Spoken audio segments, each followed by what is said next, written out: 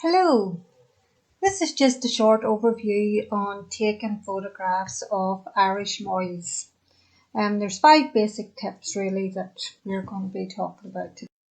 The first topic we are going to cover is presentation, the presentation of the animal.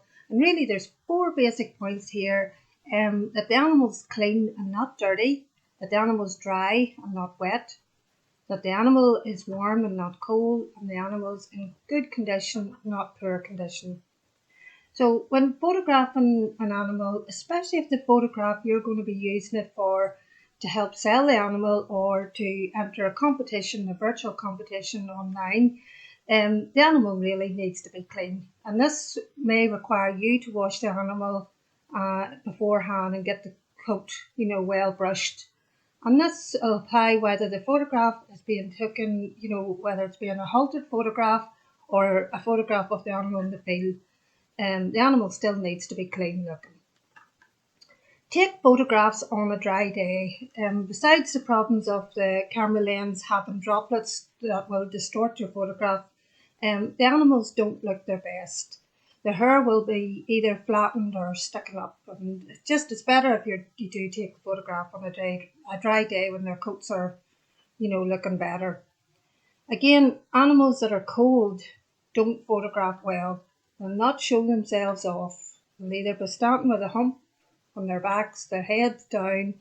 And again, this is the same if you've just washed an animal that you're taking a photograph on the halter. You may need to leave it to the next day to get a photograph of the animal, let it get used to, having the shock of getting washed and dried. Again, livestock photograph a lot better if they're in good order and good condition. And I know it's not always possible, but sometimes due to closing dates of sales and photographs are having to be taken just after the winter months. And there isn't a lot that you can do about this other than making sure that they're clean, well washed and dry, and the coat is well brushed.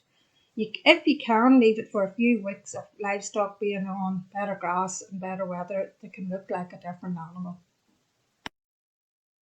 The second part of the topic that we're going to discuss is the angle that you photograph your animal at.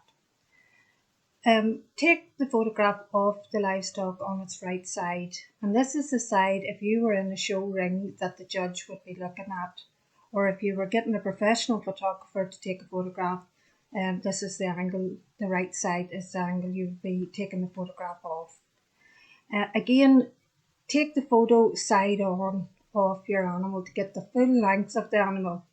Now you may need to reposition yourself and take lots of photographs.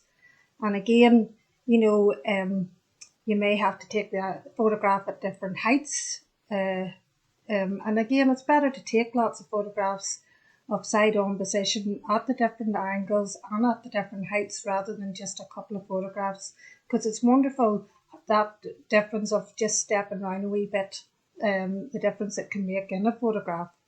And again, move yourself around rather than the animal if the animal is standing up particularly well. The third part of this topic is the animal stance, especially the back leg stance. When photographing an animal, ideally you want to see all 4 legs. The 2 legs nearest the camera are slightly offset to allow full view of the 2 legs furthest away from the camera. This is easier to do with an animal that is on a halter because the handler can help you with the positioning of the animal. Out in the field it's a wee bit more difficult to get that perfect photo, but if you have patience and wait for the animal to take a step forward, ensuring that the back leg stance is in a position that is neither too far in underneath the animal or too stretched out. The fourth topic we're going to discuss is the head position of the animal. The Irish Moil has a very alert, pretty head, and to capture the breed characteristics, you want to get the photograph of the animal with the head slightly lifted up, but not too high up, ears forward and the angle of the head slightly looking round, just enough that you can see both ears. It might help actually if you have somebody with you to get the animal's attention to look alert. It's wonderful what getting the other person to rattle a bucket with nuts in it for getting the animal's attention to look interested on what's going on, and also to look in the direction which, makes the animal look alert and sharp looking for the photograph. The best part of this topic is the background. When taking a photograph of an individual animal, be aware of the background. And what I mean by this is try not to have a busy background with objects or other cattle or people in it, or even just gutters. Try and have it that it's a plain green with a grass field, grass garden background with trees or a hedge is great. And the reason for this is because of the colouring of an Irish moil. The skyline, if it's a grey day, can make the photograph look distorted because the white stripe of the animal blends into the skyline.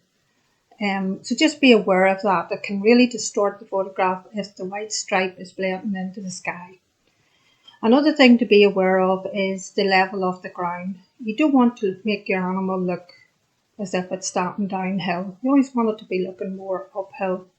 And a wee tip here is don't photograph or zoom up too close, because this will allow you, when you're editing the photograph or straightening it, you can straighten the photograph afterwards. Another thing to be very aware of is the light and the sunlight. Again, make sure the sun is to your back when you're taking a photograph of the animal and the full sun is on the side of your animal.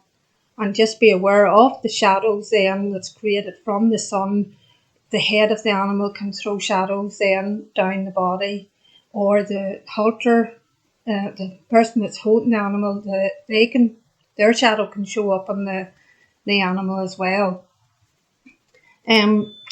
Really, hopefully all these tips will help you, and the big thing is plenty of practice. Get out there with the camera and take lots of photographs. They're only basic, common sense tips that we've given, and there's other things like your settings on your camera and that you can look at. And we just wish you all the best and good luck with your photographs.